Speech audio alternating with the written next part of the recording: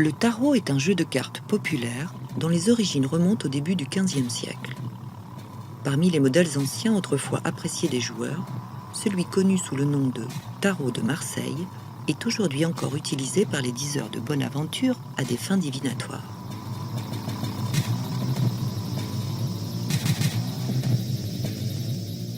Comme tous les tarots, ce type particulier comporte, en plus des couleurs traditionnelles, une série de 22 cartes, les atouts.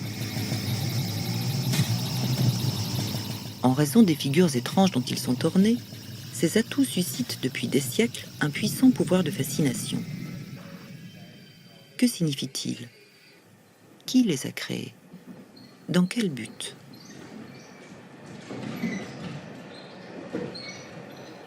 À travers les péripéties d'une enquête, focalisée en particulier sur 4 atouts, ce film met en lumière une surprenante hypothèse selon laquelle le tarot de Marseille n'est pas un banal jeu de cartes, mais constitue le véhicule occulte d'un enseignement philosophique complexe et profond.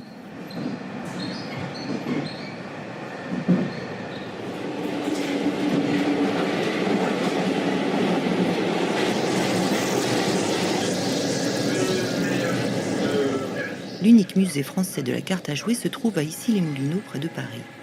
Nous y rencontrons Thierry Depolis, qui est historien, spécialiste des jeux.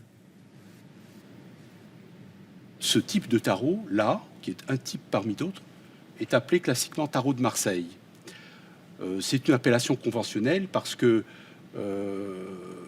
très probablement, à la fin du XVIIIe siècle et pendant toute la première moitié du XIXe siècle, voire même au-delà, on ne faisait ce modèle de tarot qu'à Marseille. Et donc, les gens ont pris l'habitude de l'appeler tarot de Marseille. Mais en fait, on distingue derrière ces cartes une origine italienne. Nous sommes nombreux à penser, et ce n'est pas un trait propre aux cartomanciennes, que ces cartes, donc les atouts, forment une espèce de série avec un sens. Alors on a essayé de comprendre un peu ce qu'étaient ces cartes. Voilà le chariot aux mystérieuses initiales VT, la tempérance que nous voyons ici avec ces 2 vases qui lui permet de transvaser de l'eau dans du vin, puisqu'elle est censée mettre de l'eau dans son vin et tempérer. Et puis nous trouvons ensuite la carte du monde, si typique de ce tarot de Marseille, avec cette mandorle, les symboles des 4 évangélistes, qui n'apparaissent pas dans d'autres types de tarot, de fait. Et ça semble être une particularité du tarot de Marseille. Alors tout ça nous intrigue en réalité, parce que on a perdu les clés de ces choses-là. Et quand on se préoccupe de comprendre l'origine de ces cartes, il faut plonger dans l'univers graphique du XVe siècle. On n'y échappe pas. Les manuscrits, les gravures, il y en a déjà, les écrits du XVe siècle, pour essayer de réunir les éléments d'une compréhension, et il n'est pas dit qu'on y arrive.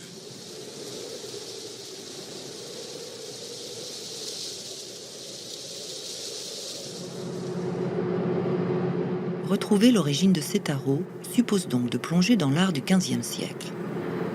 Mais par où commencer?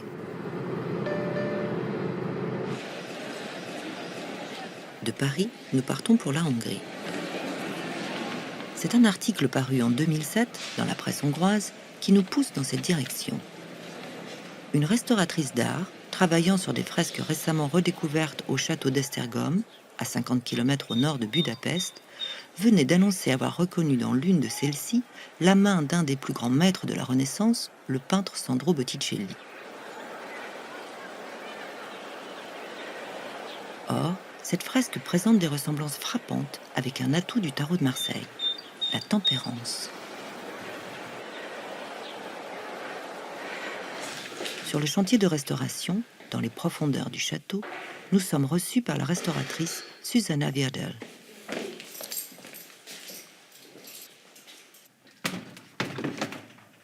La fresque qui nous intéresse représente les vertus cardinales, parmi lesquelles, justement, la tempérance.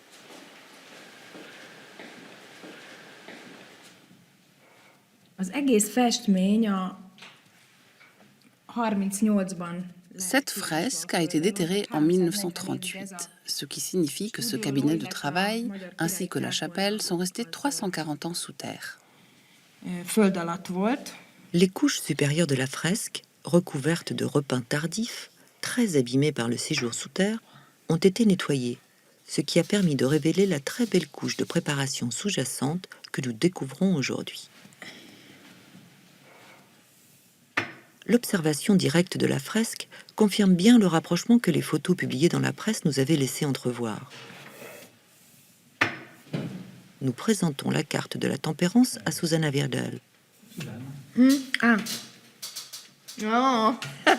Étonnamment, celle-ci n'avait jamais fait le rapprochement entre cette image populaire Carino. et le chef-d'œuvre qu'elle s'applique à restaurer. Marha jó. C'est impressionnant.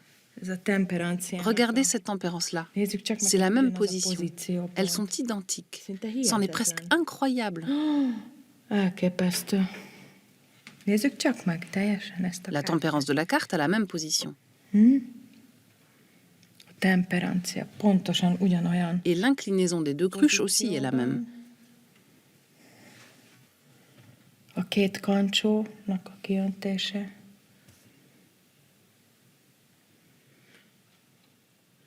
Et c'est aussi le même type de cruche. Celle-ci et celle-ci. Elles sont identiques.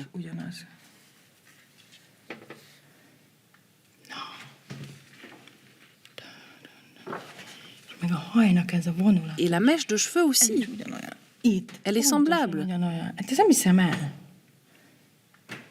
Hát ez C'est vraiment egész fantastique. elképesztő. Ez fantasztikus. Mais qui est l'auteur des fresques d'Esztergom? En faisant réapparaître la couche picturale originale, Susanna Wirdel a reconnu dans ce travail la main du maître florentin Sandro Botticelli. Elle compare la fresque de la Tempérance à d'autres œuvres connues du Florentin. La naissance de Vénus, du musée des Offices à Florence, ou le Vénus et les trois grâces offrant des présents à une jeune fille, aujourd'hui au Louvre. Tehát miután letisztítottuk azokat a vonalakat, amik zavaróak Les couches voltak, supérieures, qui étaient akkor source de egész confusion, átfestést, ont hogy été egy enlevées teljesen más et une image complètement différente est apparue. képben C'est ce qui a mutatták. permis d'attribuer la Olyan fresque à Botticelli. attribúcióhoz segített hozzá, amihez Botticellinek a Si on la compare au chef-d'œuvre de Botticelli, La naissance de Vénus, on voit bien que le coup est typique de Botticelli. Ez a nyak, ez a tipikus Botticelli. És ha megnézzük ezt a vonalat, ugye, ami ez a tipikus nyakvonal, hát szinte egészen... Voyez comme les lignes du cou correspondent presque parfaitement.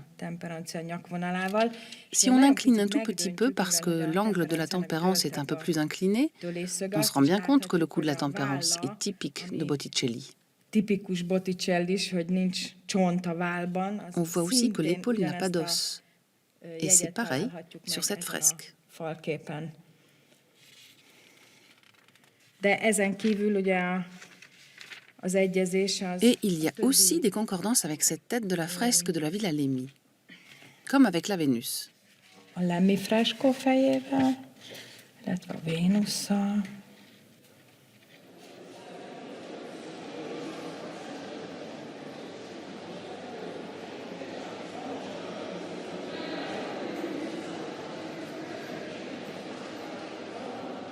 Il y a bien un air de famille entre la tempérance du château d'Esztergom et celle du tarot de Marseille. L'attribution de Susanna Wirdel, si elle est juste, constitue l'indice d'un rapport entre le tarot de Marseille et Botticelli. Dans ce cas, d'autres correspondances devraient pouvoir être identifiées. Pour nous en assurer, nous passons en revue les œuvres connues du maître florentin.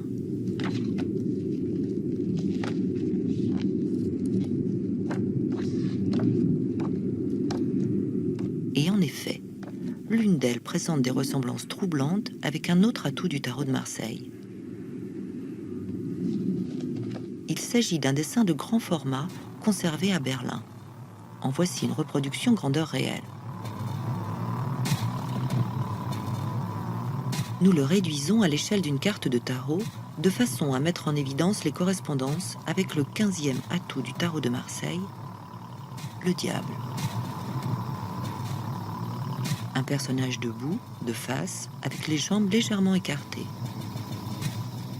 les pieds griffus, les cornes sur la tête et le strabisme convergent, les ailes de chauve-souris qui se déploient dans les angles supérieurs des deux images.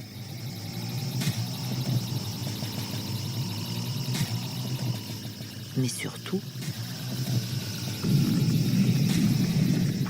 le centre des deux compositions.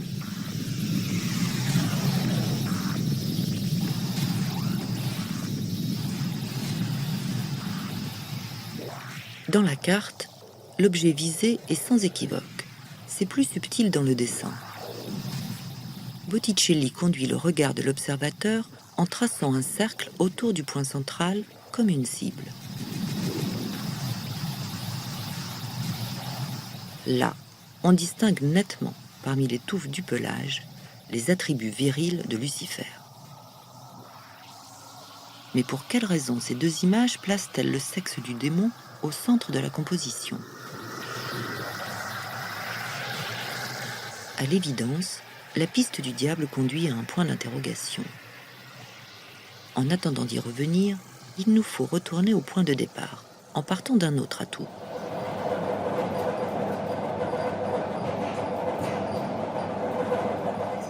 À Issy-les-Moulineaux, Thierry de Police nous avait fourni un bel indice qui relance l'enquête dans une nouvelle direction. Alors voilà, un des trésors de ce musée, c'est cette carte de chariot qui a été acquise sur le marché de l'art il y a une vingtaine d'années. Et on a pensé que cette carte avait dû être peinte vers 1455 par là. On voit que le style est quand même très différent du tarot dit de Marseille, mais nous sommes aussi dans un autre registre, princier ici, plus populaire dans l'autre, et enfin dans un autre médium artistique, puisque c'est de l'enluminure, avec ses fonds dorés, c'est de la feuille d'or.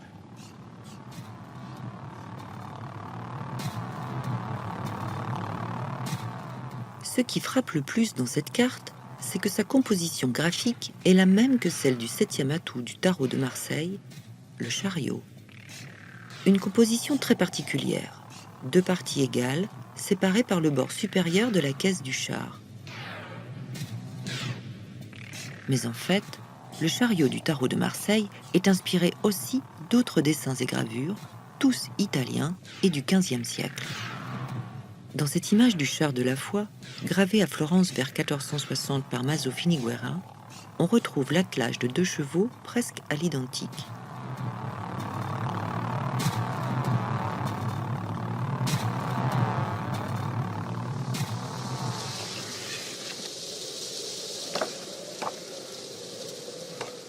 La ressemblance est également saisissante avec cette esquisse du Vénitien Jacopo Bellini, un char de triomphe dessiné vers 1441.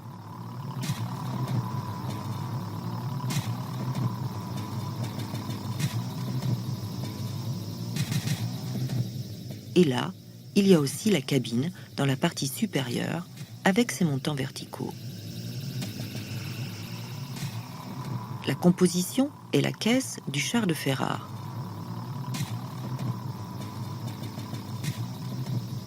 Les chevaux de Finiguera,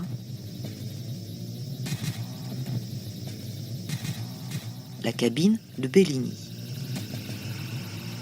Tels sont les éléments empruntés à des œuvres italiennes du XVe siècle qui constituent la carte du chariot. Il y a quand même quelque chose d'intrigant. Dans aucun de nos modèles, on ne trouve trace du jeune conducteur de la carte du chariot. Que peut donc bien représenter ce jeune homme conduisant son char?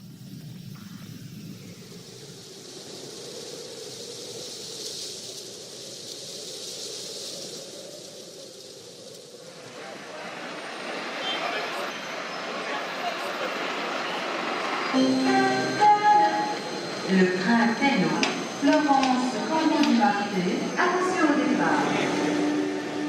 Puisque le tarot de Marseille est originaire d'Italie, c'est là-bas que nous avons le plus de chances de trouver la réponse à cette question.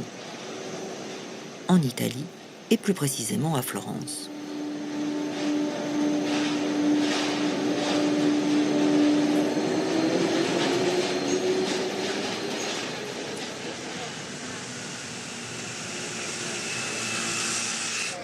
Le thème du char conduit par un jeune homme est populaire à Florence dans la seconde moitié du XVe siècle. D'importants témoignages en subsistent aujourd'hui. Dans l'église de San Miniato al Monte, qui domine la cité,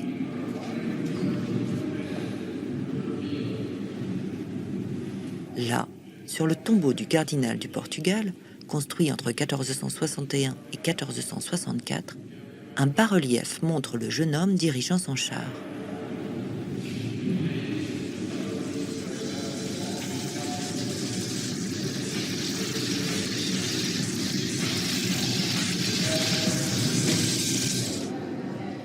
Au Musée national du Bargello, dans la salle consacrée à Donatello, le même char apparaît sur un buste de jeune homme daté d'environ 1460 dans l'ovale du médaillon qu'il porte autour du cou.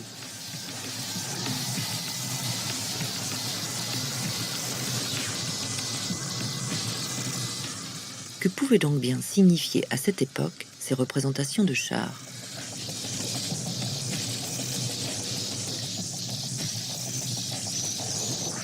À la bibliothèque laurentienne, l'une des plus anciennes de Florence, Andrea Rabassini, un historien de la philosophie, nous met sur la piste de l'image qui a inspiré nos chars florentins.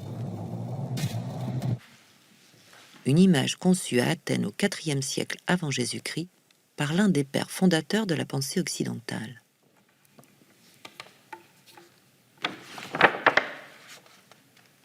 Questo codice greco contiene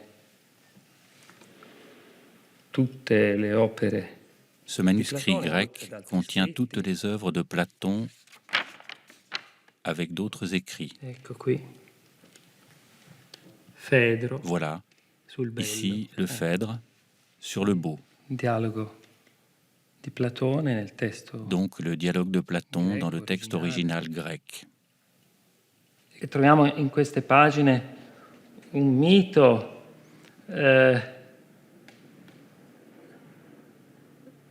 legato. Et nous trouvons dans ces pages un mythe platonicien qui nous parle de l'âme. Che ci parla dell'anima. L'anima che è descritta come un carro. L'âme y est décrite comme un char ailé, dirigé par un conducteur et qui est tiré par deux chevaux.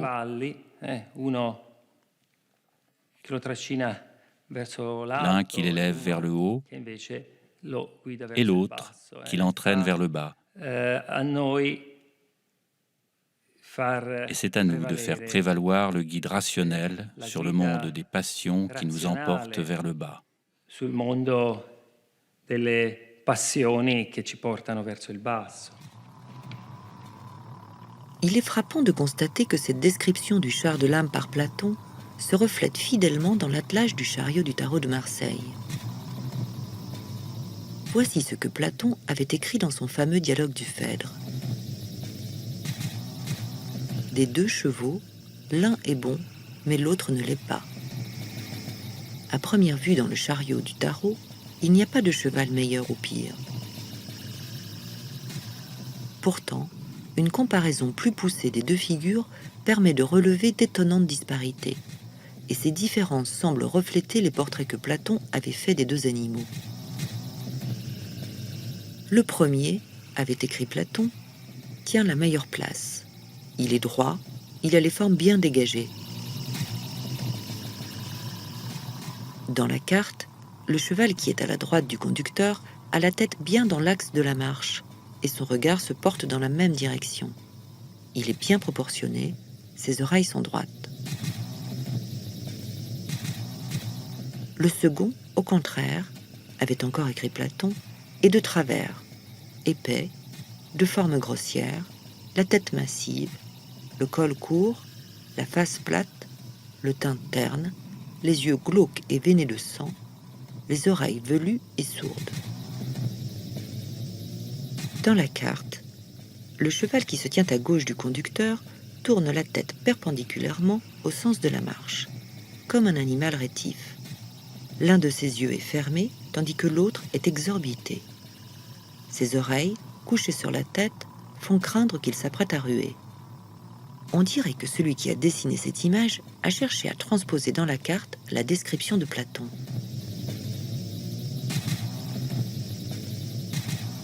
Mais on ne voit pas très bien ce que cette image de l'Antiquité grecque vient faire à Florence dans la deuxième moitié du XVe siècle.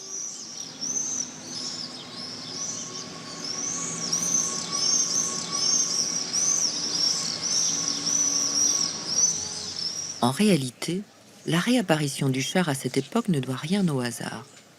Elle est le fait d'un personnage qui n'est plus connu aujourd'hui que par quelques spécialistes. Un certain Marsile Ficin. Pourtant, au temps de la Renaissance, quand Florence était au sommet de sa splendeur, cet homme était l'un des plus grands savants. Fils de médecin, il était entré dans sa jeunesse au service de Côme l'Ancien, le fondateur de la dynastie des Médicis. Il demeurera toute sa vie durant lié de près à la famille qui régnait sur Florence et entretiendra même une relation amicale avec Laurent le Magnifique.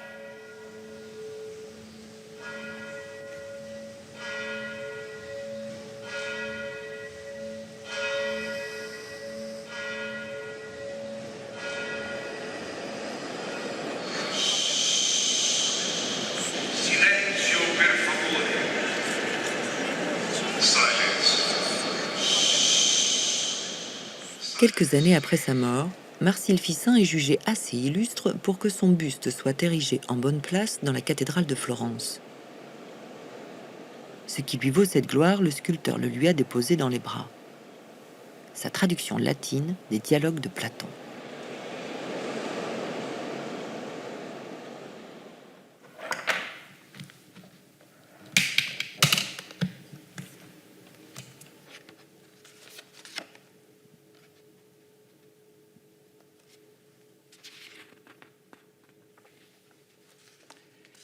Marsile Ficino è famoso per essere stato il primo. Marsile Ficin est célèbre pour avoir été le premier à traduire les œuvres complètes de Platon du grec en latin. Et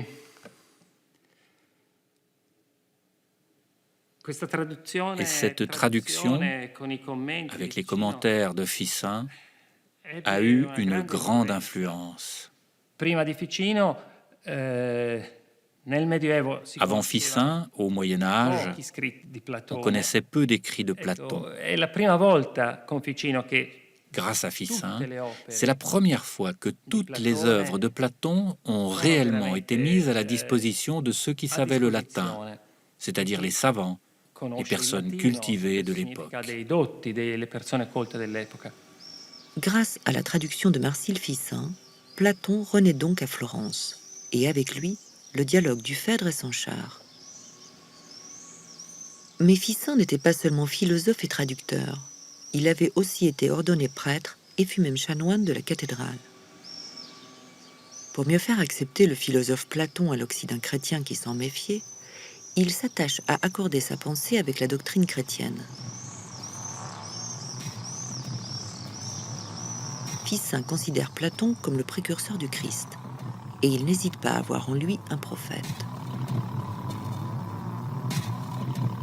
Mais pour parvenir à cet accord, Ficin en rajoute parfois un peu à ce qu'avait écrit Platon, notamment dans certains commentaires sur les dialogues platoniciens. Il en est ainsi du commentaire au Phèdre, dans lequel Ficin accorde une attention particulière au char de l'âme.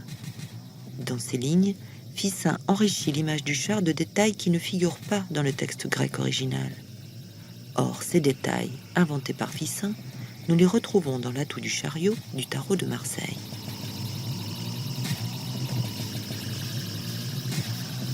Ficin écrit notamment que la tête du conducteur est à la fois une et dédoublée.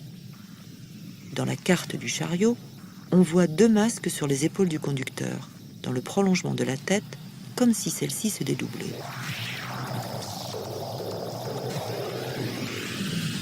Il indique aussi que les deux chevaux sont liés ensemble pour l'éternité.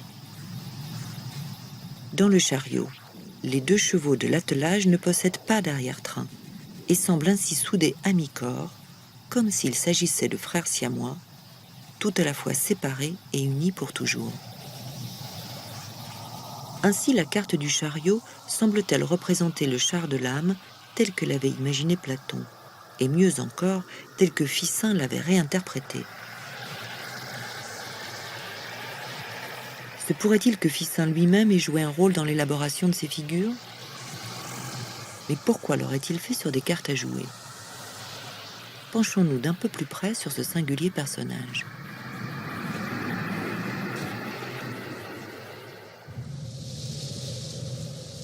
Nous roulons vers le village de Careggi, sur les hauteurs qui dominent Florence.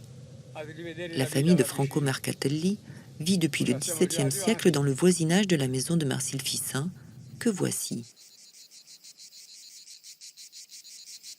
La demeure a subi d'importantes transformations au fil des siècles et des travaux nous en interdisent l'accès. Ce petit domaine avait été offert à Ficin par Côme de Médicis pour le récompenser de ses traductions. C'est peut-être ce lieu que Ficin évoque dans son introduction aux œuvres de Platon, un lieu qu'il appelle l'Académie. L'Académie platonicienne était un cercle d'éminents personnages de cette époque. Laurent de Médicis, Marsile Ficin, Pic de la Mirandole et bien d'autres encore qui se retrouvaient là pour discuter de Platon. Et c'était un lieu agréable, très plaisant. Dans son introduction aux œuvres de Platon, Ficin évoque les activités de cette académie. Ici, dans l'Académie platonicienne, les jeunes acquerront, en même temps qu'ils jouent et qu'ils s'amusent, les préceptes moraux et la dialectique. Dans les jardins de l'Académie, les poètes entendront Apollon en personne chanter à l'ombre des lauriers. Et enfin, dans le plus profond sanctuaire, les philosophes reconnaîtront Saturne, contemplateur des arcanes célestes, pendant que les prêtres concevront pour toute l'Académie les armes avec lesquelles ils défendront vaillamment la religion contre les assauts des impies. Ainsi, dans l'Académie de Ficin, inspirée de celle de Platon, on imaginait des armes pour lutter contre l'impiété. Les jeunes se formaient à la morale et à la dialectique en s'amusant. En somme, on y jouait pour s'instruire. Ficin ne dit pas quels étaient ces jeux. Et si c'était nos cartes? Des jeux de cartes pédagogiques, c'est banal de nos jours. Mais au XVe siècle, ne serait-ce pas un anachronisme?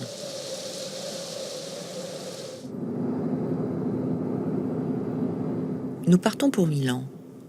Au cœur de la capitale lombarde, dans le château des Sforza, la collection d'estampes Achille Bertarelli conserve un ensemble remarquable de cartes à jouer, dont certaines datent de la Renaissance.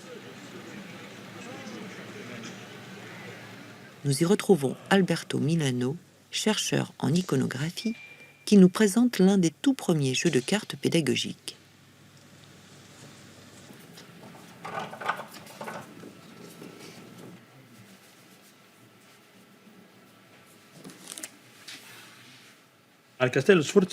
Au château des Sforza se trouve un jeu de cartes très particulier. Le jeu est daté de 1515. Il a été imaginé par le moine franciscain Thomas Murner pour enseigner les institutions de Justinien aux étudiants en droit. Agli allievi delle università di legge. Non è un mazzo con cui si potessero fare delle partite con le normali regole. On n'y jouait pas avec les règles normales des jeux de cartes. Il était en fait destiné à mémoriser certains concepts. Le jeu était utilisé par les étudiants pour réviser les institutions de Justinien, un manuel de droit romain. Les cartes présentent des objets comme des peignes, des glands ou des baquets. Chaque objet porte une inscription qui résume un des alinéas des institutions. L'étudiant, ayant tiré une carte, devait réciter pour chaque objet l'alinéa correspondant. En 1515, le professeur d'université Thomas Murner avait donc inventé un jeu de cartes pour enseigner le droit à ses étudiants. Est-il possible que Ficin, quelques décennies plus tôt, ait lui aussi imaginé un jeu pour former ses académiciens à la philosophie? Justement, lors de notre visite, Alberto Milano avait attiré notre attention sur un atout bien particulier du tarot de Marseille. Qui abbiamo delle carte da gioco per il gioco dei tarocchi. Voici des cartes de tarot qui ont été retrouvées dans un puits du château des Sforza pendant les travaux de restauration au début du XXe siècle. Dell'inizio del 1900.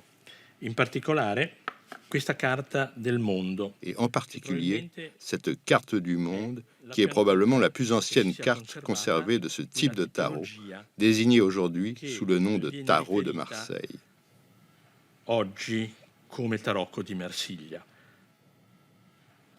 Il tarocco di Marsiglia ha un nome improprio. Tarot de Marseille est un nom inapproprié.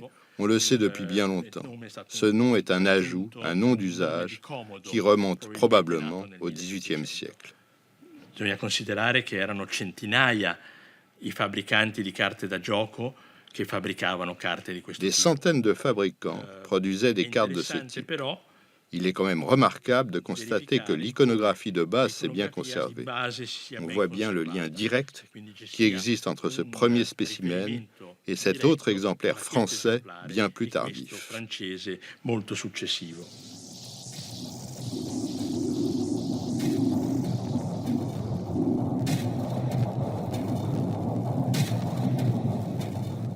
La figure complexe que porte cet atout 21 du tarot de Marseille, le monde, nous procure un indice supplémentaire de l'implication de Marcille Fissin dans la création de ce jeu. Cette image reflète un thème fréquent dans l'art médiéval. Le Christ en gloire dans une mandorle, encadré par les symboles des 4 évangélistes, comme on peut le voir par exemple sur le portail royal de la cathédrale de Chartres.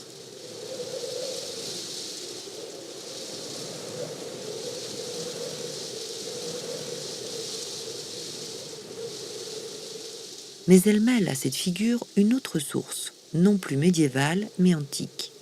La figure du dieu orphique Phanès, l'androgyne qui naît de l'œuf du monde. Ici, sur un bas-relief d'époque romaine conservé au musée de Modène. Or, nous savons que Marcille Fissin cherchait à opérer la synthèse entre le christianisme et les théologies de l'Antiquité.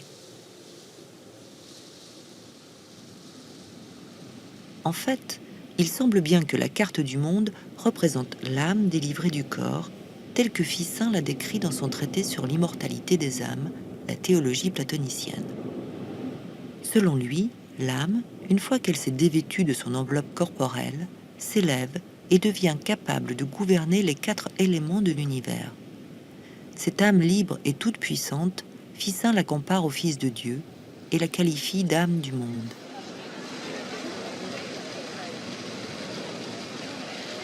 Le fait de retrouver dans les tarots de Marseille l'influence d'une part de la pensée de Marcille Fissin, d'autre part de l'art de Botticelli, nous suggère naturellement l'idée que ces 2 hommes, qui étaient des contemporains et tous 2 des proches de Laurent de Médicis, auraient pu collaborer ensemble pour créer ces figures d'atout.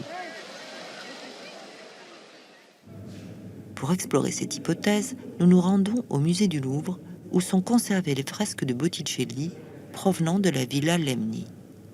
Nous y rencontrons Stéphane Toussaint, directeur de recherche au CNRS et président de la société Marcille Fissin.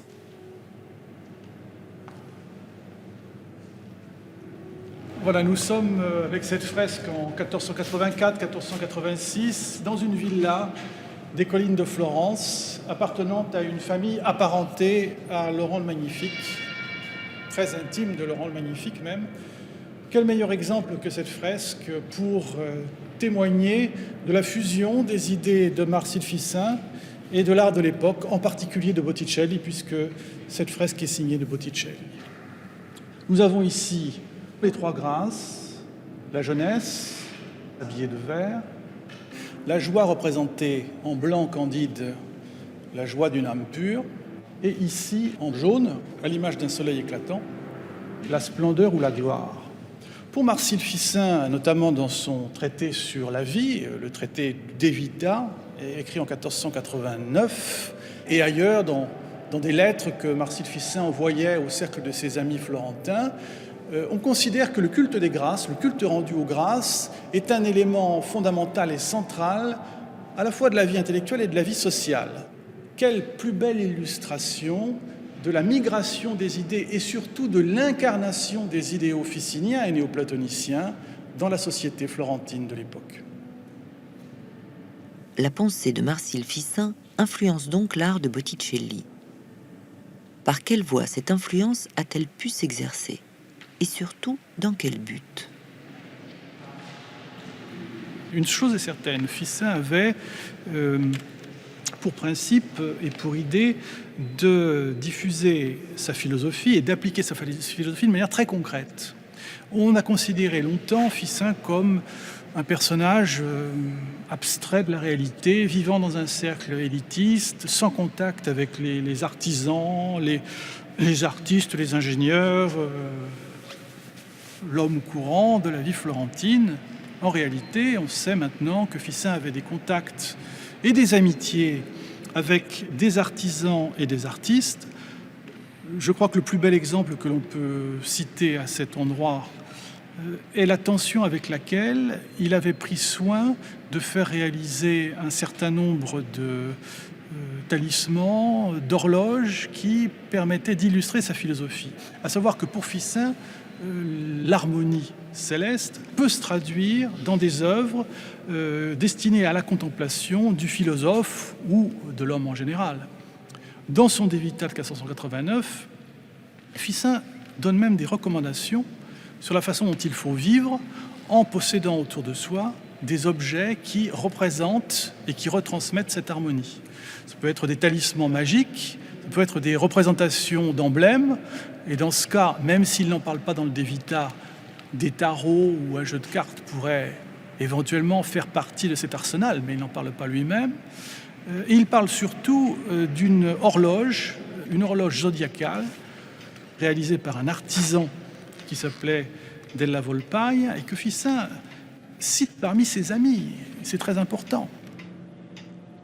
L'intérêt de Ficin pour cette horloge s'explique par le fait qu'il pratiquait lui-même assidûment l'astrologie et que, comme la majorité des savants de son temps, il intégrait parfaitement cette connaissance traditionnelle à ses conceptions philosophiques et religieuses.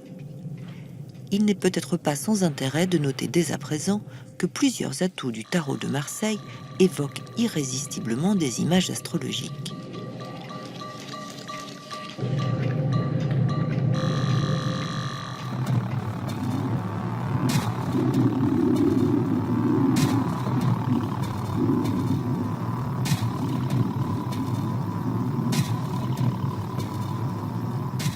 Reprenons à présent la piste du diable. Alors, pourquoi le sexe du démon est-il au centre de l'image dans la carte du diable, comme dans le Lucifer de Botticelli? Le dessin de Botticelli est une illustration pour la Divine Comédie de Dante. Dans ce poème en 3 volets, Dante avait raconté son voyage initiatique sous la conduite du poète latin Virgile, à travers l'enfer, le purgatoire, puis le paradis. Dans la scène qui nous intéresse, Dante et Virgile ont traversé les cercles successifs de l'enfer. Ils se retrouvent au centre de la terre, face à Lucifer.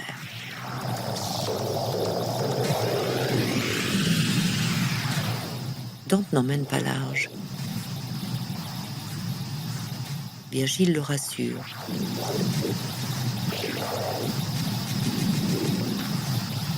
Virgile prend Dante sur son dos pour descendre.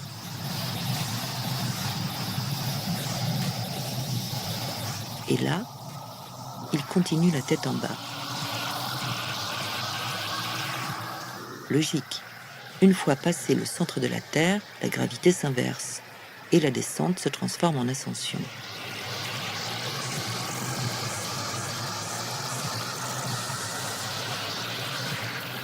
Si Botticelli place le sexe de Lucifer au centre de la Terre et au milieu d'une cible, c'est pour souligner le lien qui existe entre la sexualité et la damnation. Le point d'attraction de toute matière pesante représente la puissance presque irrésistible du désir physique. Et c'est un point qu'il faut dépasser pour rejoindre le purgatoire, puis le paradis.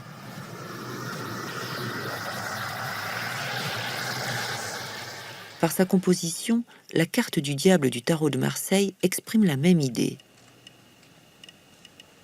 Mais dans la carte, à la place de Dante et Virgile, nous avons 2 prisonniers. Qui sont-ils ? À nouveau, Platon et Ficin nous mettent sur la piste.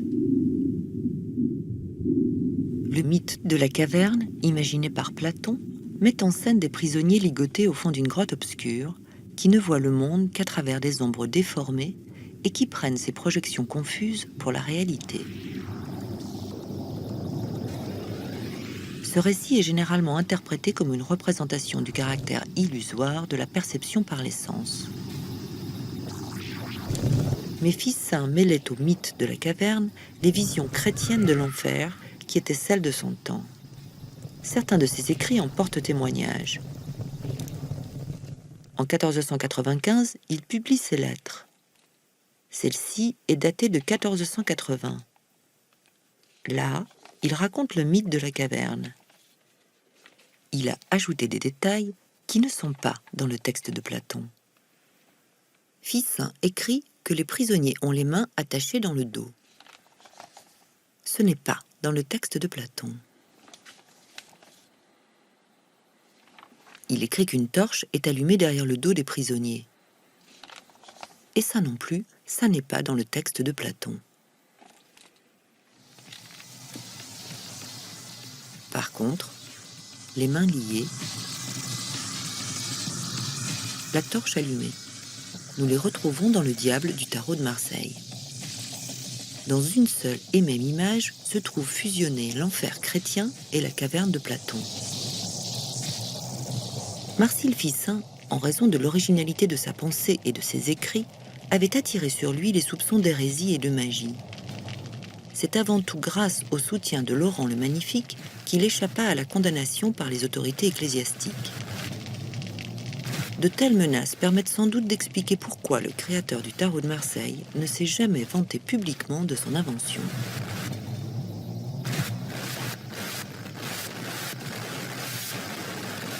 Bon, mais alors, qu'est-ce que ça peut bien vouloir dire de fusionner la caverne de Platon avec l'enfer chrétien ? L'image de la caverne pour Platon, c'était pour dire que le monde sensible n'est qu'une illusion, non ? Quel rapport avec l'enfer ?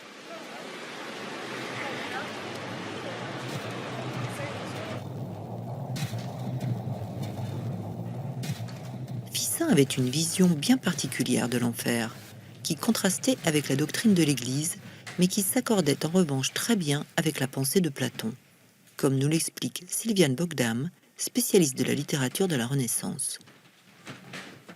Nous sommes à la bibliothèque de l'Arsenal, à Paris. Nous avons ici un exemplaire de la première édition du commentaire de la Divine Comédie de Dante, publié en 1481 par un ami de Marcille Ficin, Cristoforo Landino. Et nous voyons ici une des gravures du Florentin Baccio Baldini, qui a illustré cette édition en s'inspirant de dessins de Botticelli. Alors le passage que cette gravure illustre est celui où Virgile et Dante passent la porte de l'enfer. Et cette porte est représentée comme la porte d'une grotte. Alors on a là une référence au 6e livre de l'Énéide de Virgile, mais on songe aussi à la grotte de la caverne platonicienne. Ficin parle de l'enfer notamment dans un texte qui s'intitule « La théologie platonicienne », où il propose une conception de l'enfer très originale.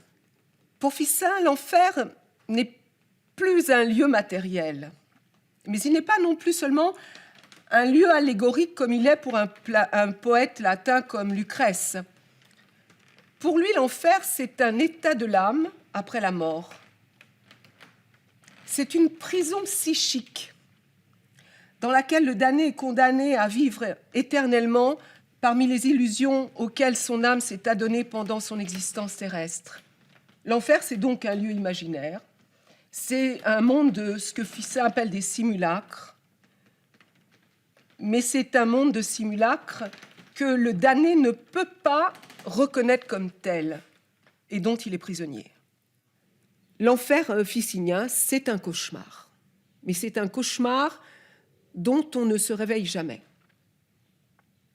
C'est pour ça, je pense que l'enfer de Ficin, c'est la caverne, puisque l'enfer, c'est un monde de simulacres que l'on ne peut plus identifier comme des simulacres, qu'on prend pour des réalités, de la même manière que la caverne de Platon, c'est une prison dans laquelle l'homme de la caverne est enfermé parce qu'il ne sait pas identifier le monde sensible pour ce qu'il est, c'est-à-dire une simple image,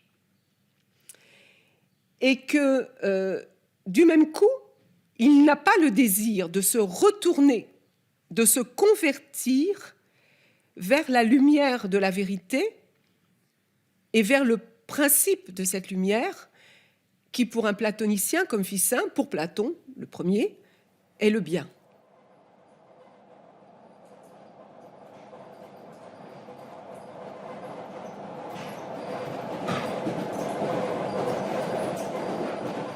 Alors, le diable, ce serait la caverne de Platon revue par Ficin. Le chariot, ce serait le char de l'âme de Platon revu par Ficin. Et au fait, la tempérance, c'est quoi? Et le monde? Et les autres cartes? Un texte de Ficin demeuré inexpliqué jusqu'à ce jour, d'inspiration numérologique et astrologique, présente l'âme sous la forme d'un tableau comportant 7 colonnes, une pour chacun des 7 astres connus à l'époque, et 3 niveaux, le céleste, l'intermédiaire et le terrestre. Les indications fournies par ce texte étrange permettent de placer chacun des atouts du tarot de Marseille dans chacune des 21 cases du tableau, selon un ordre différent de la simple progression numérique. Et Ficin précise, en manière d'énigme, que ces 3 séries commencent par 3 multiples de 7. Dans la première colonne, celle de Jupiter, qui correspond chez Ficin à l'âme du monde, prennent place les 3 multiples de 7. 7, l'âme dans son véhicule terrestre, véhiculum terrenum. 2 x 7, 14.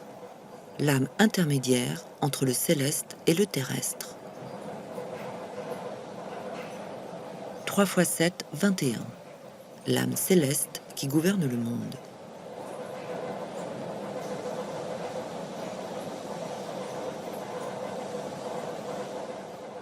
Suit la colonne de Mars, masculine et violente.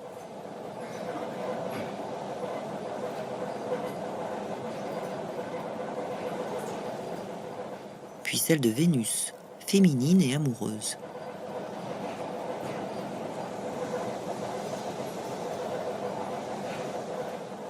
Celle du Soleil et de la Lune conjugue le féminin et le masculin, le jour et la nuit, l'action et la contemplation.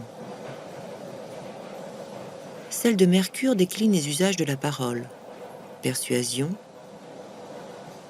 trahison, confusion. Celle de Saturne conclut sur la justice divine et les fins dernières.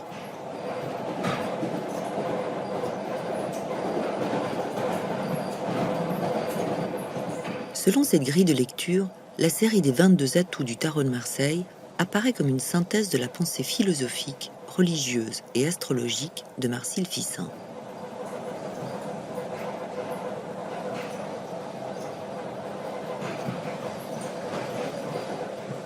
Né sous le soleil de la Renaissance italienne, le tarot de Marseille s'est ensuite enfoncé dans la nuit de l'énigme, conservant en son sein les trésors de sagesse qui lui avaient été confiés.